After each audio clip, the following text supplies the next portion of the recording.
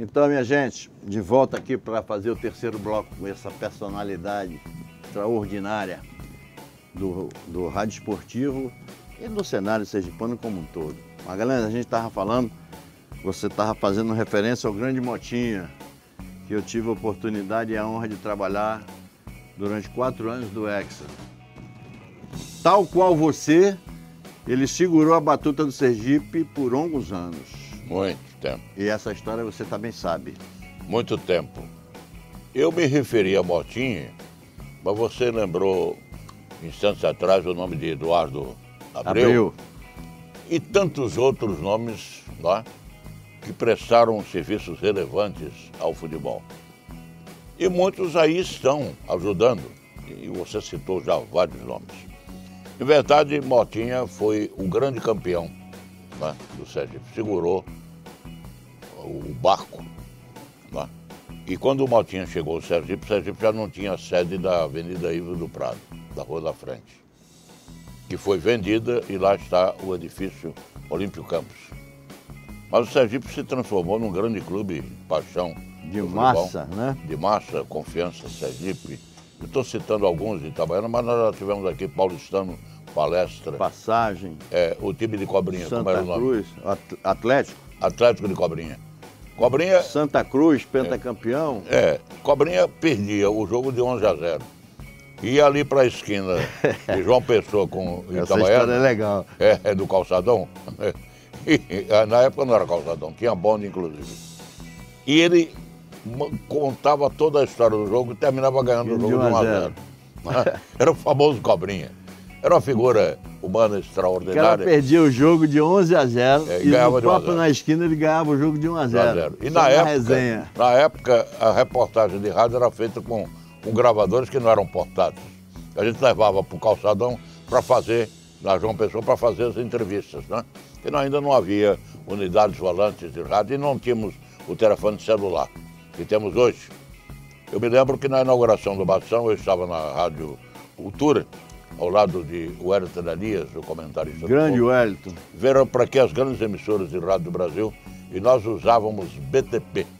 Eram transmissores volantes imensos. Era uma arma, né? Há uma fotografia de Lorival Batista dando o chute inicial de inauguração do Bastão e lá estava Geraldo Barreto com um tremendo BTP. Né? Geraldo Barreto, de grande memória, outro grande companheiro. Aliás, na caminhada de vida a gente encontrou grandes companheiros. Aí estão vivos hoje José Eugênio, 95 anos de idade, e o Hélio Elias, que para o ano completa 90. E na escala Canabrava, Canabrava, Raimundo Luiz. Raimundo Luiz. Na escala dos que estão vivos, eu sou o mais antigo que permanece em rádio. Né? Mais do que Zé Eugênio. Não, Zé Eugênio não está mais em rádio. Eu estou dizendo que permanece em rádio. Não, mas velho é Zé Eugênio. Ok. Tem também o Hélio Elias, Raimundo Luiz, Canabrava.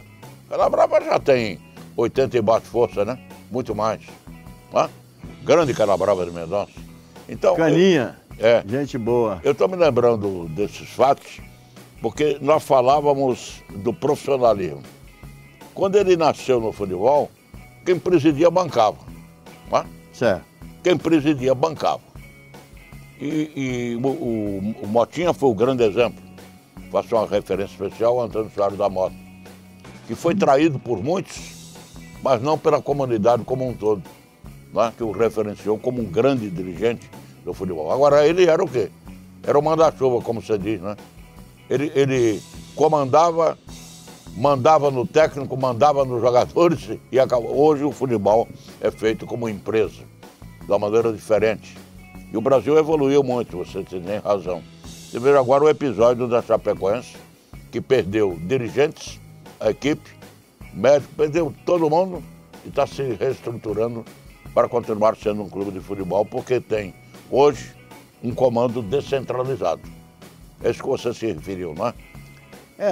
O presidente comanda com a grande equipe diretiva ao seu lado. É porque eu passei muito tempo, tanto lá como técnico e no microfone, escutando muita coisa desse tipo, de abnegação.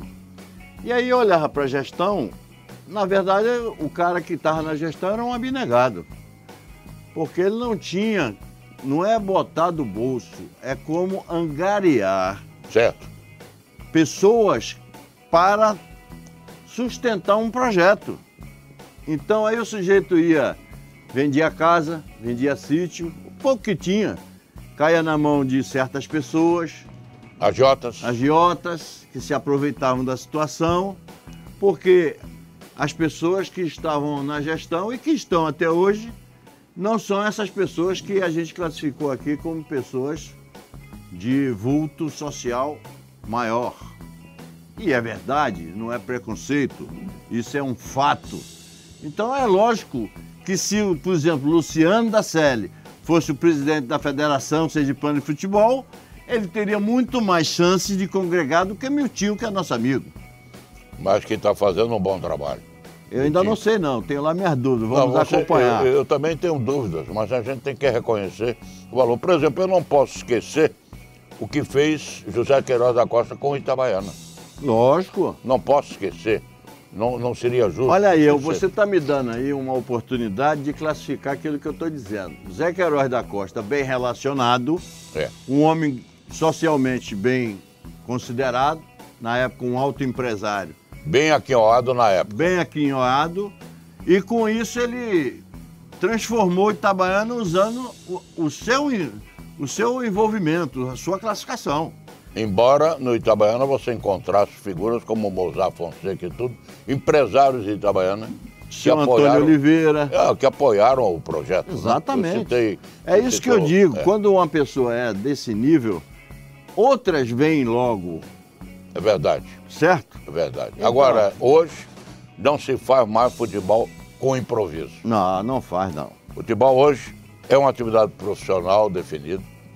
Lamentavelmente, nós caminhamos para a estrutura milionária de jogadores.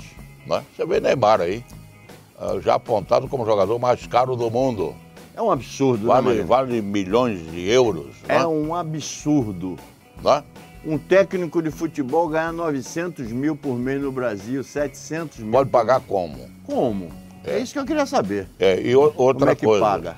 Eu me lembro bem do Flamengo, e você é flamenguista como eu, de Nunes. Certo. Campeão do mundo. Né? Com 1981. Zico, Nunes e Companhia Limitada. Júnior, jogando pela esquerda, zagueiro esquerdo. Ganhou o campeonato mundial de futebol. Leandro na direita, Moura, 3-1, partida final. O Nunes, que se dizia baiano Maracelo de Pano de Cedro, conhecido na infância como Cobrinha, né? Foi um dos goleadores. Hein? João Cobrinha. João Cobrinha. Ele não dizia que é Sérgio Pano. Está vivo hoje, trabalha no Flamengo. Olha, eu vou dizer um negócio para você, é preciso até dizer. Na verdade, essa história do Nunes na Bahia, quem interpretou foi o jornalista. Ele nunca disse que era baiano, ele disse que viveu em Feira de Santana. Aí o cara... Você lembra daquela matéria que fizeram com a gente lá em Miami, quando a gente estava na nas Olimpíadas? Certo. O cara transformou tudo do que ele viu. Então, o que acontece? O Nunes nunca disse que ia ser baiano. O cara escreveu e ficou. Isso veio parar aqui em Sergipe e deu um rebucetê miserável. Até hoje, eu condeno o Nunes. Olimpíada, é bom que se lembre. A nossa equipe cobriu a Olimpíada do centro de imprensa do Cotton Bowl. O que é que houve? O americano não entendia nada de futebol. Então não colocou linhas de comunicação no estádio.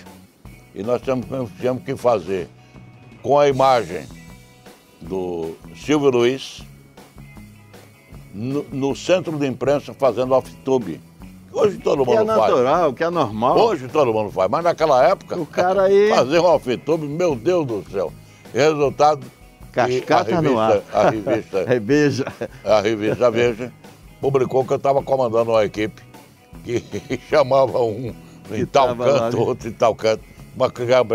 Nós estávamos no centro de imprensa, estávamos sim. E tínhamos o privilégio de estar no centro de imprensa. E outra, ele chegou... fomos uma referência mundial. Ele chegou... Foi a Rádio Jornal de Sergipe na época. Ele chegou fazendo a referência da sua bravura do pequeno estado de Sergipe, o menor da federação, levar 7 integrantes para cobrir uma Olimpíada. O que o nosso Magá fez. Ribeiro Neto, Augusto Júnior. E tantos outros, tantos né? outros. Então a gente... Até o operador, Sim, José Vital Brasil. não é isso? É. Éramos 7.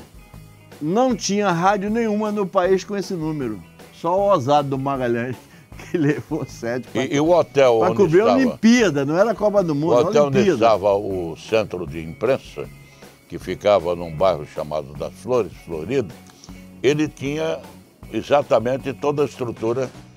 A gente via a imagem do jogo lá dentro. Perfeito.